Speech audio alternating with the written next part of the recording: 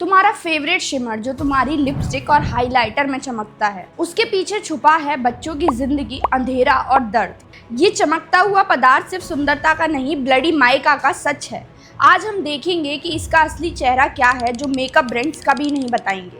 ये है mica, glamour का मिनरल लेकिन एक हिडन प्राइस के साथ। आज हम देखेंगे इसका असली चेहरा। Hello everyone, I am Anjali and you are watching seeking fact. जहाँ इस वीडियो में आज हम बात करने वाले हैं ब्लडी माइका के बारे में। माइका एक ऐसा पदार्थ जो ज़्यादातर सारे मेकअप प्रोडक्ट्स में लगता है, लेकिन उसके पीछे की एक काली सच्चाई जो आज तक किसी को नहीं पता। माइका एक नेचुरल मिनरल है जो सूरज की रोशनी को रिफ्लेक्ट करके शिमर देता है, मतलब चमकता है। ये शिमर हर जगह यूज होती है, आई शेडो में, हाईलाइटर में, लिपस्टिक में, ब्लश में, फाउंडेशन में और इंडस्ट्रियल प्रोडक्ट में भी, जिसमें electronics, car paint, plastic, rubber और कंस्ट्रक्शन आता है।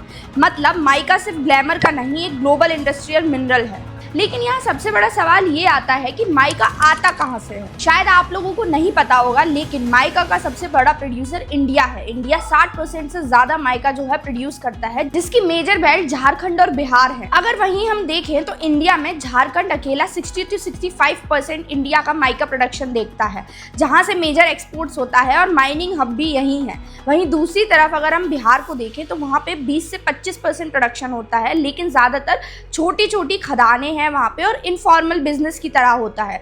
ग्लोबल डिमांड के चलते माइनिंग वहाँ इंटेंस और बहुत ज़्यादा खतरनाक है। इंडिया माइका को एक्सपोर्ट करता है। 2024 से 2025 के बीच में 6.9 मिलियन मतलब 60 करोड़ से भी ज़्यादा का रेवेन्यू अकेले माइका ने जनरेट किया। ये माइका ज़्यादातर USA, Russia, Japan, China, Germany, UK, UAE, Saudi Arabia जाता है।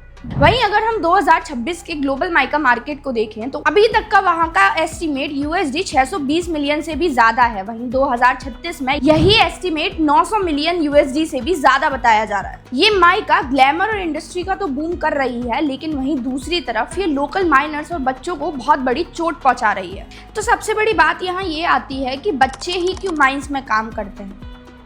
आप जितनी भी माइंस देखेंगे झारखंड और बिहार में माइका से रिलेटेड, वहाँ पर ज़्यादातर बच्चे ही मिलेंगे, और उसमें भी वो बच्चे जो स्कूल जा रहे हैं, लेकिन उसके बावजूद भी वो लोग इन्हीं माइका की खदानों में काम करते हैं, जिसकी वजह से आप झारखंड और बिहार का ड्रॉप आउट रेशियो देखेंगे स्कूल में बच्चों का, तो वो काफ़ी ज़्यादा है और स्टेट्स के कंपैरिजन में। डेटा उठाकर देखें तो बिहार में सेकेंडरी लेवल ड्रॉप आउट 19.5% है, जो इंडिया में सबसे ज़्यादा है ज़्यादातर मेजर स्टेट्स में से। वहीं झारखंड में सेकेंडरी ड्रॉप आउट 8.8% है, जो बेटर है बिहार से, लेकिन फिर काफ़ी बड़ा एक चैलेंज है। ड्रॉप आउट का मतलब सिर्फ ये नहीं है कि बच्चे स्कूल छोड़ रहे हैं, बल्कि ये है कि चाइल्ड लेबर स्कूल के साथ भी हो सकता है। लेकिन यहाँ एक और सवाल आता है कि जब माँ बाप को पता है कि ये खदानें बहुत ज़्यादा खतरनाक हैं और ये काफ़ी बड़ा नुकसान पहुँचा सकती हैं उनके बच्चों को, तो वो फिर भी उनको इन खदानों में काम करने के लिए क्यों भेजते हैं। सबसे बड़ा रीज़न आता है कि फैमिलीज़ को एक्स्ट्रा पैसा चाहिए होती है, क्योंकि पॉवर्टी और लो इनकम है। दूसरा है कि माइनिंग की बहुत ज़्यादा डिमांड है और बच्चे जो हैं एक चीप लेबर का बहुत बड़ा सोर्स है। तीसरा, ये इलीगल और इनफॉर्मल माइंस हैं, यहाँ पे कोई भी रूल फॉलो नहीं होता है। चौथा, जनरेशन से भी एक बहुत बड़ा ट्रेडिशन चलता आ रहा है कि हर एक पीढ़ी जो है इन माइंस में काम करती आ रही है, इसीलिए छोटी सी उम्र से ही बच्चों को इनमें इन्वॉल्व किया जाता है। बच्चे ज़्यादातर स्कूल के साथ या फिर फुल टाइम यहाँ पे काम करते हैं, क्योंकि ये इनके लिए एक बहुत बड़ी सर्वाइवल स्ट्रेटजी है। लेकिन इसके बावजूद भी अगर आप बिहार और झारखंड जैसी स्टेट का पर कैपिटा इनकम निकालने के लिए चलेंगे तो वो फिर से बहुत सारी स्टेट्स के मुकाबले बहुत कम है। तो बिहार की पर कैपिटा इनकम है वो सिर्फ 47,500 है। वहीं नेशनल एवरेज इनकम पूरे भारत में 1.14 लाख है, मतलब बिहार बस 40% ही इनकम जनरेट करता है। वहीं झारखंड की अगर हम पर कैपिटा इनकम निकाल के देखें तो वो 84,000 है, बिहार से सही है, लेकिन अभी भी एवरेज इनकम से बहुत ज़्यादा कम है जो पूरे भारत में होती है। रिच स्टेट जैसे कि गोवा, दिल्ली, तमिलनाडु, वहाँ per capita income average income जो है वो 2 लाख रुपए है। और ये भी एक बहुत बड़ा रीजन है कि इस वजह से फैमिलीज पे प्रेशर पड़ता है और वो बच्चों को इन खदानों में काम करने के लिए भेजते हैं। अगर आप डेटा उठाकर देखेंगे तो झारखंड और बिहार के माइका माइंस में 22,000 से ज़्यादा बच्चे हैं जो सिर्फ 6 से 14 साल की उम्र के बीच में काम कर रहे हैं। ये बच्चे स्कूल छोड़कर माइका कलेक्ट करते हैं, बहुत पतली पतली खदानों में जाते हैं हथौड़ा और छेनी लेके, बिना किसी सेफ्टी गियर के। लेकिन बात यहाँ सिर्फ इतनी सी नहीं है कि सेफ्टी गियर्स नहीं होते हैं, बात ये भी है कि जब ये इन खदानों में जाते हैं और इसे ये जो डस्ट या मिट्टी को इनहेल करते हैं, उसकी वजह से भी बहुत सीरियस लंग इश्यूज होते हैं, जिसमें अस्थमा और सिलिकोसिस सबसे ज्यादा ज़्यादा मेजर हैं। इसके साथ साथ क्योंकि ये माइंस लीगल नहीं होती हैं, इलीगल होती है, इसीलिए यहाँ पे किसी भी तरीके की मेडिकल हेल्प भी नहीं होती।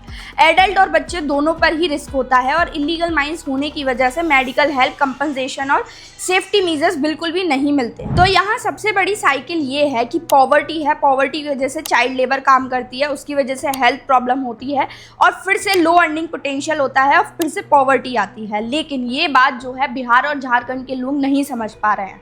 वो स्कूल से बच्चों को ड्रॉप आउट करा रहे हैं, लेकिन उन्हें ये समझ में नहीं आ रहा अगर यही बच्चे पढ़ेंगे और कुछ अच्छी नौकरी पर लगेंगे तो वो इस साइकिल से बाहर निकल पाएंगे। वो सोचते हैं कि पॉवर्टी से निकलने का उनका सबसे बड़ा जरिया ये है कि वो इन छोटे छोटे बच्चों को खानों में काम करने भेजेंगे, जिसकी वजह से वो पैसा कमाएंगे और वो इस साइकिल से बाहर निकल पाएंगे। लेकिन वो छोटे छोटे बच्चे जब इन खदानों में जाते हैं तो बहुत बड़े हेल्थ क्राइसिस लेके आते हैं।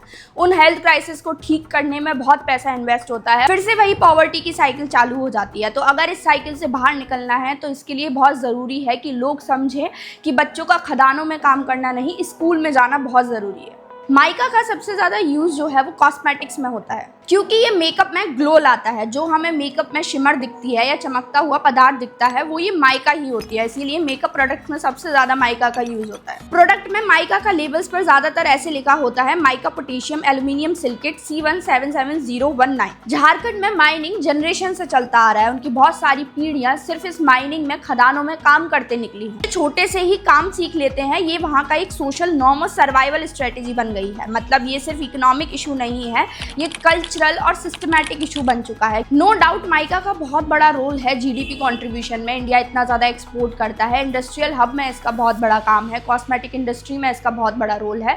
लेकिन उसके बावजूद इसके साथ एक बहुत बड़ा रिस्क है जो बच्चों से रिलेटेड है। ये ग्लैमर इंडस्ट्री पूरी तरीके से बच्चों को एक्सप्लॉइट करती है इस माइका की वजह से, इसीलिए बहुत सारे एनजीओज ने इसके रिगार्डिंग बहुत स्टेप्स भी उठाए हैं। देखिए, स्ट्रिक्ट सोर्सिंग होनी चाहिए, उनको एजुकेशन अच्छी मिलनी चाहिए, हेल्थ केयर फैसिलिटी सही मिलना चाहिए और अल्टरनेटिव लाइवलीहुड भी मिलना चाहिए। कंज्यूमर्स की भी ये जिम्मेदारी बनती है कि हम लोग एथिकली सोर्स माइका का यूज़ करें ताकि हम एक चेंज ला सकें, क्योंकि भारत में जितनी भी माइनिंग्स हैं या माइनिंग सोर्स हैं माइका के, वो सारे इलीगल हैं और इनफॉर्मल हैं। अगली बार से जब आप अपनी फेवरेट हाइलाइटर या कोई भी ग्लो एंजॉय करते हैं तो याद रखिए शिमर के पीछे बच्चों की ज़िंदगी, हेल्थ और एजुकेशन की कॉस्ट भी छुपी हुई है। Beauty should never come at the price of pain, ये बात आप हमेशा याद रखिएगा। इसीलिए बहुत ज़रूरी है कि एथिकल ब्रांड चूज़ करें, अवेयरनेस फैलाएं और अपने ग्लैमर की प्राइस जो है किन्हीं बच्चों की ज़िंदगी ना हो। So if you find this video interesting then please do like, share and subscribe to our channel seeking facts. Comment section में ज़रूर बताएं क्या आपको इस ब्लडी माइका के बारे में पता था।